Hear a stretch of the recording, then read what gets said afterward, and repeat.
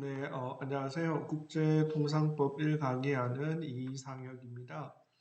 오늘 우리 이제 국제통상법 1 12번째 주 강의를 시작하도록 하겠습니다.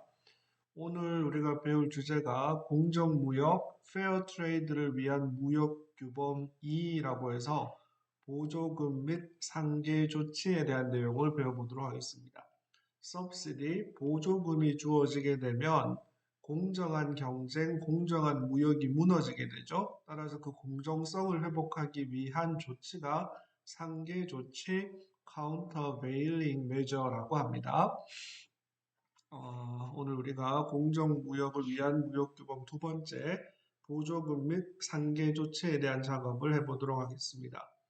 먼저 지난주에 배웠던 내용을 잠깐 정리해보면요. 지난주에 우리가 공정무역을 위한 무역규범 1이라고 해서 반덤핑, 엔티덤핑, 엔타이덤핑 메저에 대해서 배워보았습니다. 기억나시나요? 반덤핑 조치의 개념 및 활용이라고 해서 반덤핑이라는 것은 정상 가격보다 낮은 가격으로 수출하게 되면 혹은 그걸 수입하게 되면 공정한 경쟁이 무너지게 되죠. 따라서 국가, 정부가 나서서 조치를 취하게 되는 게 바로 반덤핑 조치라고 했습니다. 우리나라에서는 무역위원회라는 코리아 트레이드 커미션이라는 KTC 무역위원회가 이러한 문제를 담당한다라고 말씀드렸습니다. WTO 체제와 반덤핑 협정이라고 해서 우리 지난번에 배웠다시피 1947년 가트 체제에서는 가트 제6조 하에서 반덤핑 문제를 다루었는데 구체적인 방법론에 대한 내용이 결여되어 있었는데 이후에 케네디 라운드와 도쿄 라운드를 통해서 엔타이 덤핑 코드가 만들어졌다라고 말씀드렸습니다. 이후 1995년 1월 1일 WTO 체제가 출범하게 되자 가트 1947이 가트 1994로 그대로 편입되게 되고 6조에 있는 반덤핑 내용은 그대로 계승되게 됩니다. 그리고 케네디 라운드와 도쿄 라운드에 채택되었던 코드, 반덤핑 코드를 개정 및 개선해서 소위 말하는 반덤핑 협정이라는 게 만들어졌다라고 했죠. 정확하게는 1994 가트 제6조의 이행에 관한 합의 협정이라는 게 만들어졌는데 흔히 우리가 엔타이 덤핑 어그리먼트라는 말로 표현한다라고 했죠. 마지막으로 우리 지난 시간에 반덤핑 조치를 위한 세 가지 요건, 이게 중요하다라고 했죠. 첫 번째는 덤핑이 존재하는지 여부를 판정하고 두 번째로는 material injury라고 해서 실질적인 피해가 존재하는지 여부를 판정하고 마지막으로 덤핑과 실질적 피해 사이에 인과관계, 코제이션이 있는지 여부를 판단한다라고 했습니다. 이 세 가지 모두가 판단 yes가 되면 반덤핑 조치를 취할 수 있는데 대표적인 반덤핑 조치가 바로 반덤핑 관세를 부과하는 거라고 말씀드렸습니다. 자, 오늘 우리는 보조금의 개념이 무엇인지, 서브시디가 무엇인지, WTO 체제에서 보조금이라는 게 어떻게 다루어지는지, WTO 체제와 보조금 협정에 대한 얘기를 해보고요. 그리고 보조금은 크게 WTO 체제에서는 세 가지 유형으로 나누어지는데 이 세 가지 유형 중에 상계 조치를 취할 수 있는 것은 하나입니다. 그게 무슨 개념인지를 하나씩 말씀드려 보도록 하겠습니다. 자, 우리 지난 시간에 설명했던 내용인데요. 자유무역이라는 개념이 있고 공정무역이라는 개념이 있다라고 말씀드렸습니다. 자유무역이라는 것은 아주 쉽게 말하면 내가 가지고 있는 상품과 서비스를 다른 국가에 자유롭게 사고 팔도록 하는 거죠. 자유무역이 확대되려면 결국 정부의 역할은 줄어야 된다. 이에 반해서 공정무역이라는 것은 불공정한 상황을 개선하기 위해 정부의 개입, 정부의 규제가 필요하다라고 말씀드렸습니다. 국내 사회에서 공정거래, 공정무역을 다루는 대표적인 기관이 공정거래위원회라고 했죠. 우리가 공정거래위원회에서 집행하는 법률을 공정거래법 혹은 경쟁법이라고 합니다. 영어로는 competition law라고 하죠. 자, 이에 반해서 이제 국제사회에서는 덤핑, 우리 지난번에 배웠죠. 정상적인 가격보다 낮게 수입 수출하는 것을 덤핑을 한다라고 합니다. 이 덤핑을 하게 되면 결국은 정상적으로 경쟁하는 기업들은 피해를 입게 되겠죠. 덤핑이라는 불공정 행위에 대한 대응 조치로서 반덤핑 조치, 엔타이 덤핑 메저가 취해진다라고 말씀드렸습니다. 엔타이 덤핑의 대표적인 사례가 바로 그 덤핑에 대한 대응 조치로서 더 높은 관세, 추가적인 관세를 부과하는 거죠. 그게 바로 엔타이 덤핑 듀티, 반덤핑 관세라는 말로 표현을 드렸고요. 오늘 우리가 다룰 내용이 바로 보조금. 어떤 기업이 보조금을 정부로 받고 보조금을 받은 상태에서 수출을 하게 되면 수출되어서 해당 국가 어떤 국가에 수입이 되게 되면 예를 들면 중국에 있는 어떤 기업이 보조금을 받고 A라는 상품을 생산해서 한국에 수출했습니다. 그러면 중국에서 중국 정부로부터 보조금을 받고 생산된 A 상품과 경쟁해야 되는 동종의 상품을 생산하는 한국 기업들은 불공정하게 되겠죠. 불공정한 경쟁에 노출되게 됩니다. 따라서 이러한 불공정한 경쟁, 불공정한 무역을 공정하게 바꾸도록 하는 대응 조치를 취하게 되는데 그게 바로 상계 조치, 카운터 베일링 메저라고 합니다. 말뜻 그대로 뭐냐면 보조금에 해당되는 이익만큼의 상당하는 반대되는 가치를 부과하는 조치입니다. 대표적인 방법이 상계관세 (countervailing duty)를 부과함으로써 보조금으로 인한 혜택을 neutralize 희석시키는 중립화시키는 조치를 취하는 겁니다. 우리가 흔히 덤핑 보조금이 대표적인 unfair act, unfair practice, 불공정한 조치 행위라고 말씀을 드렸고요. 여기에 대한 대응 조치, 반덤핑 조치와 상계관세 조치를 흔히 무역구제, 트레이드 레머디, 불공정한 무역 행위로 인해 일어난 피해를 구제한다라는 말로 트레이드 레머디라는 말을 쓴다라고 했습니다.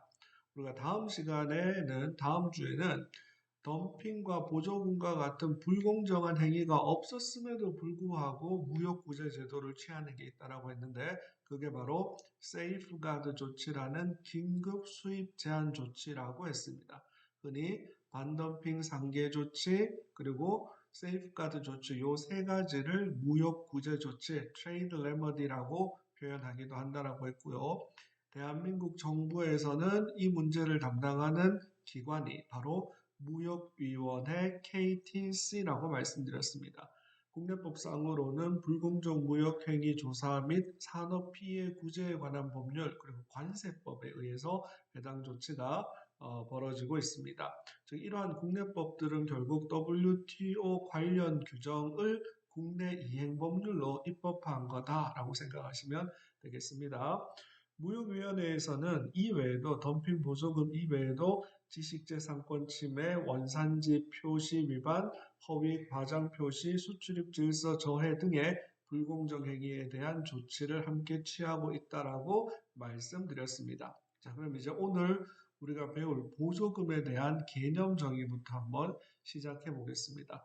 보조금 많이 들어봤죠? 우리가 흔히 서브시디라고 하는데 서브시디, WTO 협정상의 서브시디의 개념은 뭐냐면 정부 또는 공공기관의 재정적 기여가 있는 경우 자, 보조금을 주는 주체가 누구인가요? 바로 government, 정부입니다. 보조금을 주는 주체는 불공정한 보조금을 주는 주체는 원칙적으로 정부 또는 public entity 공공기관입니다. 예를 들면 우리나라는 공기업이라는 개념이 있죠. 그러니까 정부는 아닌데 정부의 역할을 맡아서 담당하는 공적 성격의 기업들이 있습니다. 이런 것들을 다 공공기관에 해당됩니다. 자, 보조금이라는 것은 정부 또는 공공기관의 financial contribution, 재정적인 기여가 있으면 이게 보조금입니다. 보조금입니다. 또는 또 뭐를 보조금이라고 말하냐면 1994년 가트 제26조 가트 제26조에서 의미하는 소득 혹은 가격 지지가 어떤 형태로든 존재하는 것. 즉 정부가 소득을 대체하는 돈을 지급해 주는 겁니다. 인컴을 대신 주는 겁니다. 혹은 정부가 price support, 어떤 상품의 가격을 지지하기 위해서 돈을 지불해 주는 겁니다. 보조금이란 건 크게 보면 정부 또는 공공기관이 주체가 되어서 financial contribution, 재정적 기여가 있거나 또는 income, 소득을 보존해 주거나 혹은 price support, 가격을 지지하기 위해서 주는 돈을 보조금이라고 합니다. 그런데 WTO 협정상의 보조금이 되려면 바로 재정적 기여, 소득, 가격 지지 중에 하나이면서 동시에 and 뭐여야 하냐면 이로 인한 즉 재정적 기여, 소득, 가격 지지로 인해 혜택, benefit이 부여되어야 합니다. 자, WTO 체제에서의 보조금의 개념 정의 잘 기억하십시오. 정부 또는 공공기관의 재정적 기여가 있거나 또는 소득을 보전해 주거나 또는 가격 지지를 해주는데 동시에 and 그것으로 인한 혜택, benefit이 혜택이 해당 기업에게 부여되어야 합니다. 이게 무슨 말이냐면 예를 들어서 정부가 특정 기업에게 financial contribution, 재정적 기여를 했는데 이게 혜택을 준 게 아니라 사실은 100이라는 손해를 본 것에 대해서 보전의 역할을 하는 거라면 그것은 financial contribution은 있었지만 이로 인한 혜택은 없는 겁니다. 혜택은 없는 겁니다. 이해되시죠? 돈을 준다고 해서 무조건 보조금이 되는 건 아닙니다.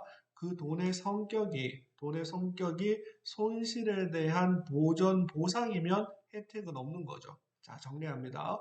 보조금이 되려면 첫 번째 재정적 기여이거나 소득이거나 가격 지지가 있어야 됩니다. 이 셋 중에 하나여야 하고요.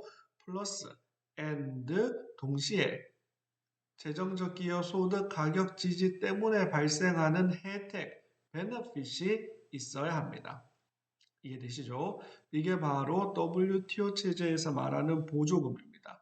자, 그러면 도대체 정부 또는 공공기관의 재정적 기여가 무슨 말인가를 한번 보다 자세하게 설명해 보면 정부의 관행이 자금의 직접 이전, 즉 정부가 직접 기업에게 돈을 주는 겁니다. 예를 들면 무상지원, 그란트라고 하는데 무상지원이라는 거는 조건 없이 그냥 주는 거예요. 대출, loan을 주는 거죠. 대출의 경우에도 일반적인 금융거래에서 발생할 수 없는 금액이나 금리로 대출을 주게 되면 이것 또한 혜택이 있는 거죠. 혹은 지분 참여, 정부가 해당 기업의 지분에 참여하는 방식으로 재정적 기여를 하는 경우도 있죠. 즉 정부의 관행이 자금을 직접 이전하거나 혹은 잠재적인 자금 또는 채무 부담의 직접 이전. 예를 들어서 정부가 민간 기업에 대출을 보증해 줍니다. 만약에 그 기업이 돈을 못 갚게 되면 그 부채를 정부가 떠안게 되는 거죠. 이렇게 대출 보증을 해주는 것도 정부 또는 공공기관의 재정적 기여가 있는 것으로 간주가 될 수 있습니다. 다음으로 또 정부 또는 공공기관의 재정적 기여의 사례가 뭐냐면 정부가 받아야 할 세입을 즉 세금을 포기하거나 징수하지 아니하는 경우 예를 들면 세액공제라는 이름으로 정부의 세금 감면을 정부가 기업에게 세금 감면을 해줄 수 있죠. 이런 세금 감면, 세액공제와 같은 재정적인 유인 이와 같은 것도 정부 또는 공공기관이 민간 기업에게 재정을 기여를 해주는 대표적인 사례입니다. 세 번째로 정부가 일반적인 사회간접자본 이외에 우리가 사회간접자본 이러면 SOC라고 하죠. Social Overhead Capital. 이 사회간접자본이라는 것은 특정 기업을 위한 지원이 아니라 사회공동체 전체를 위한 투자이죠. 따라서 일반적인 사회간접자본 투자는 돈이 들어가지만 재정적 기여가 있지만 이것은 보조금이 아닙니다. 정부가 일반적인 사회 간접 자본 이외에 이거 말고 상품 또는 서비스를 제공하거나 상품을 구매하는 경우 예를 들어서 정부가 A라는 특정 기업의 상품을 일부러 구매해 주는 거예요. 그런 방법으로 매매라는 구매라는 이름으로 재정적 기여가 할 수도 있는 거죠. 이것 또한 정부 또는 공공기관의 재정적 기여라고 볼 수 있다는 겁니다. 물론 이 금액이 상품 서비스에 대해서 지불되는 금액이 단순한 정상 가격에 대한 돈을 지불했다라면 이것은 혜택이 부여된 건 아니겠죠? 그러면 WTO 협정상 보조금은 안 되는 겁니다. 혜택이 부여될 정도로 상품 서비스에 대한 구매에 대해서 돈을 지불해야 되겠죠? 그 다음 이제 정부가 자금 공여 기관에 대하여 지불하거나 일반적으로 정부에 귀속되는 위의 1에서 3에 예시된 기능의 유형 중 하나 또는 둘 이상을 자 이제 주체가 바뀝니다. 민간 기관으로 하여금 행하도록 위임하거나 지시하며 이러한 관행이 일반적으로 행하는 정부가 행하는 관행과 실질적으로 상이하지 아니하는 경우 자 재정적 기여 보조금의 주체는 아까 말씀드린 것처럼 원칙적으로 정부 또는 공공기관입니다. 원칙적으로. 근데 예외가 있어요. 뭐냐면 민간기관 분명히 민간기관인데 정부가 그 민간기관에게 업무를 위임하거나 지시했다라면 비록 그 재정적 기여의 주체가 민간기관이라고 할지라도 그것은 보조금에 해당되는 재정적 기여가 될 수 있습니다. 예를 들면 예를 들어서 우리나라에 하나은행이라는 은행이 있죠. 은행이 있는데 하나은행은 민간기관이죠. 정부의 지분 참여가 없는 민간기관입니다. 근데 만약 정부가 금융감독원이나 재정경제부에서 하나은행에게 압력을 가하는 거예요. 그래서 뭐라고 지시하냐 하면 A라는 기업에 대해서 시중금리보다 낮은 금리로 엄청난 금액의 예를 들어서 1,000억을 대출해 주도록 지시했습니다. 그러면 이 민간기관이 비록 민간기관인 하나은행이 A라는 기업에 낮은 금리로 시중금리보다 낮게 대출을 해줬다라면 이것은 분명히 혜택이 부여된 재정적 기여 보조금이 되는데 주체가 민간기관이라는 거예요. 그럼 보조금 협정에 해당 이 규율의 대상이 보조금이 되지 않느냐?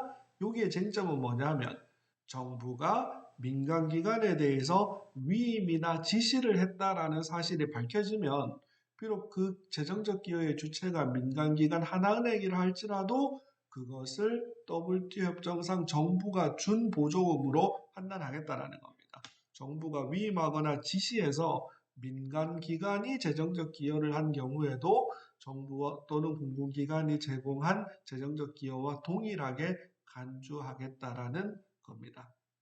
이해되죠? 자, 한번 정리해 봅시다. WTO 체제에서 말하는 불공정한 관행인 보조금, 서브시디라는 것은 두 가지 요건이 충족되어야 됩니다. 첫 번째는 재정적 기여가 있거나 소득이거나 가격 지지가 있어야 된다. 두 번째로는 그로 인한 혜택이 있어야 된다. 아시겠죠? 근데 재정적 기여라는 것은 원칙적으로 그 주체가 누구이다? 정부 또는 공공기관이다. 근데 만약 민간기관이 재정적 기여를 했다 할지라도 그 민간기관의 재정적 기여가 정부 또는 공공기관의 위임이나 지시에 의한 것이면 보조금에 해당하는 재정적 기여가 될 수 있다라는 겁니다.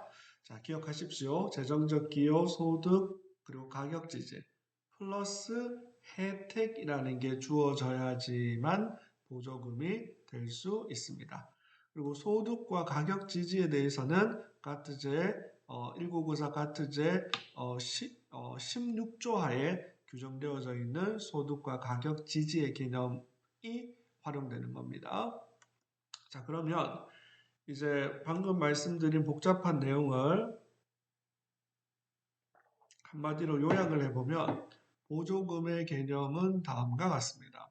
보조금은 financial contribution, 재정적 기여, income, 소득 혹은 price support, 가격 지지라는 것이 있고 동시에 재정적 기여와 소득과 가격 지지라는 것이 기업에게 민간인에게 혜택을 주게 되면 이 두 가지가 모두 충족하면 WTO 협정상의 보조금 서브시디로 간주되게 됩니다. 이해되시죠? 요게 바로 WTO 체제 하에서의 보조금의 개념이다. 기억하시길 바랍니다. 자, 그러면 이제 WTO 체제와 보조금 협정이라고 해서 우선 1947 가트 체제에서는 가트 1947 제16조에 보면 16조가 subsidies라고 해서 보조금의 규정을 담고 있습니다. 이 16조는 크게 보면 섹션 A, 16조에 보면 섹션 A라는 부분이 있고 섹션 B라는 부분이 있는데 섹션 A는 바로 subsidies in general이라고 해서 보조금 일반에 대한 규정이 있고요. 두 번째 섹션 B 섹션에 보면 additional provisions on export subsidy라고 해서 수출 보조금에 대한 추가적 규정이라는 게 있습니다. 수출 보조금은 따로 규정되어져 있네요. 왜 그럴까요? 가트라는 건 상품 무역의 자유화를 목표로 하는 거죠. 근데 상품 무역이 자유화되는데 만약에 가트 체약국들이 자국에서 수출되는 상품에 대해서 예를 들어서 대한민국이 세탁기를 전 세계로 수출하는데 대한민국이 수출하는 세탁기에 대해서 보조금이 부과된다면 결국 대한민국의 세탁기를 수입하는 국가들은 보조금을 받고 수출된 그들 입장에서는 수입된 상품과 불공정 경쟁을 해야 되는 거죠. 그 자유무역이라는 측면에서 가장 나쁜 게 뭐냐 하면 수출 보조금입니다. 그러니까 수출 보조금은 자유무역에 있어서의 공정한 경쟁을 방해하는 대표적인 게 바로 수출 보조금이어서 수출 보조금에 대해서는 특별히 또 추가적으로 규정을 해 놓았습니다. 그래서 가트 1947 제16조는 섹션 1에 1항이 있고 섹션 B에 2, 3, 4, 5항이 이렇게 규정되어져 있습니다. 그러면 가트 제16조 1항을 같이 한번 보면요. 한번 보면 if any contracting party 이때 contracting party는 WTO 체제가 되면 가트 1994가 되면 멤버라고 바꾸어서 이해한다라고 했습니다. grant or maintain any subsidy. subsidy 이제 보조금에 대한 내용이 있죠. 보조금. 근데 보조금에 대한 설명이 나오는데 뭐를 보조금이라고 가트 1947 제16조는 얘기했냐면 including any form of income or price support. 가트 제16조에서 말하는 보조금의 사례는 income 혹은 price support의 형식으로 지급되는 겁니다. 근데 아까 우리가 뭐라고 말했죠? 보조금이라는 건 financial contribution, 재정적 기여가 있거나 income이 있거나 price support의 형식으로 있다라고 했죠. 바로 이 income과 price support가 바로 가트 제1947, 제16조 하에서 나온 거고요. financial contribution, 재정적 기여라는 부분은 조금 이따가 보게 될 WTO 체제에서 새롭게 등장한 보조금 협정상에서 들어온 개념입니다. 그 밑에 보면 which operates directly or indirectly to increase export. 바로 이 보조금이 뭐 하는 거냐 하면 직접적으로 간접적으로 수출을 증가시키기 위한 보조금. 이게 바로 뭐죠? export subsidy, 수출 보조금이죠. 이 수출 보조금이라는 것 이게 WTO에서 가장 싫어하는 가트 체제에서 가장 싫어하는 보조금이라고 말씀드렸습니다. 한 줄 밑에 보면 to reduce imports. 또 무슨 보조금이 있냐면 수입을 줄이기 위한 보조금이 있습니다. 그 보조금 중에 수출을 장려하기 위한 보조금 매우 나쁜 거고요. 무역을 방해하는 거죠. 또 수입을 줄이기 위해서 수입 상품과 경쟁하는 상품에게 보조금을 주는 것 이것도 공정한 자유무역을 해치는 거죠. 그 밑에 보면 It shall notify the contracting parties. 이렇게 대문자로 contracting parties라고 하는 것은 당사국 총회라고 했죠. 당사국의 대표들이 모여있는 회의기관 가트 1947 체제에서 가장 높은 기관이라고 했습니다. WTO 체제에서는 이게 뭐라고 바뀌었죠? WTO 체제에서 제일 높은 기관은 WTO Ministerial Conference라고 해서 WTO 강요회의라고 해서 2년에 최소한 한 번씩 회의를 한다라고 했죠. 그 2년에 한 번씩 모이기 때문에 이 수시적 2년에 한 번 가끔 모이는 강요회의를 대신해서 상설기관으로 General Council WTO 일반 이사회가 있다라고 말씀드렸습니다. 자, 거기서 이제 4줄 정도 내려오면 이런 아주 중요한 말이 나옵니다. In which it is determined that serious prejudice to the interest of any other contracting parties is caused or threatened by.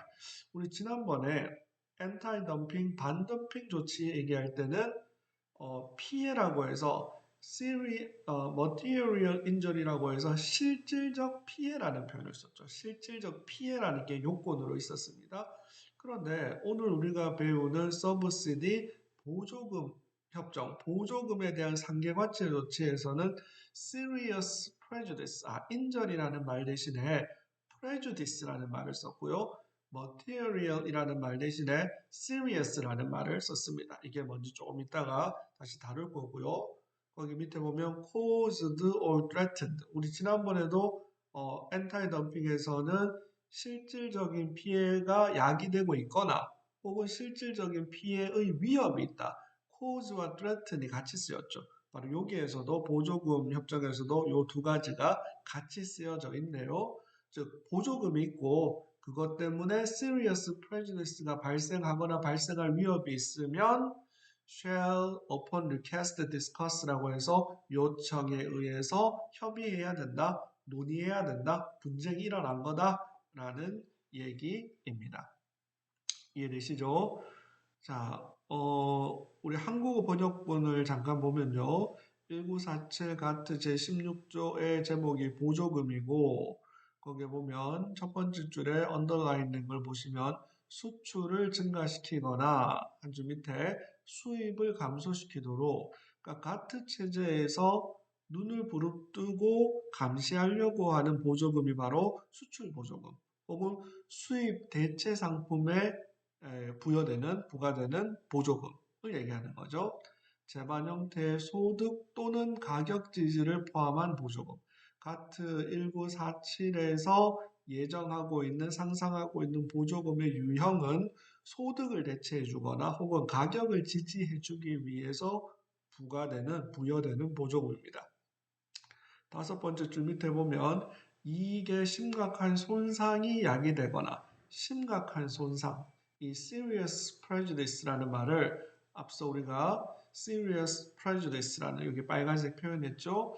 이 serious prejudice라는 말을 한국에서는 심각한 손상이라는 말로 표현했습니다. 번역했습니다. 자, 구분하세요. 엔타이 덤핑에서는 실질적 피해라는 material injury라는 요건이 있었는데 보조금에 대한 반보조금 상계관세 조치의 전제 요건으로 심각한 손상이라는 serious prejudice라는 게 조건으로 제시되어져 있습니다. 야기되거나 야기될 우려가 있다라는 건 동일한 방식이죠. 엔타이 덤핑과 자, 요게 바로 WTO 체제가 등장하기 이전 가트 1947 체제 하에서 보조금을 다루는 제16조의 기본 내용입니다. 자, 이러다가 이제 우리가 잘 아는 것처럼 다자간 무역 협상이 벌어지죠. 제6차 케네디 라운드에서는 관세 인하 협상에 더해서 엔타이 덤핑 코드, 반덤핑 코드가 채택되었는데 이제 제7차 도쿄 라운드에서는 반덤 9개의 부속 협정 9개의 코드가 체결됐는데 이 코드 중에 하나가 지난 시간에 배웠던 반덤핑, 엔타이 덤핑 코드였고 1979년 도쿄 라운드에서 채택된 또 다른 코드 중 하나가 바로 보조금 코드, 서브시디즈 코드입니다. 자, 그래서 WTO가 출범하기 이전까지 가트 1947 체제에서는 보조금의 문제를 다루는 법률 규범이 원칙적으로 가트 1947제 가트 1947제 16조에 있는 서브시디 보조금 규정이었는데 79년이 되어서야 보다 구체적인 내용을 합의한 보조금 코드, 서브시디 코드가 만들어졌습니다. 그래서 이게 79년부터 적용되었고요. 이 내용이 이후에 개선과 수정을 거쳐서 WTO에서 새로운 보조금 협정으로 이어지게 됩니다. 자, 그래서 우리가 잘 아는 것처럼 WTO 체제에서는 가트 1947을 WTO 체제에서는 안엑스 1 1A에서 상품 무역에 관한 다자간 협정으로 관세 및 무역에 관한 일반 협정 1994, 가트 1994로 받아들여지게 되고 가트 1994 하에 12개의 조약 중에 하나로서 12개의 조약 중에 하나로서 설명을 먼저 하죠. 그래서 이제 가트 1947에 가트 1994로 이 가트 1947에 1994로 이름만 바뀌게 되고 내용이 그대로 WTO 체제에 수용되었다라고 말씀드렸습니다. 따라서 이제 가트 1994를 해석할 때는 1항에 16조 1항에 있는 if any contracting party 이제 contracting party가 아니라 멤버라는 말로 바꾸어 해석한다라고 했습니다. 이제 가트 제 16조의 보조금에 관한 협정이 있고요.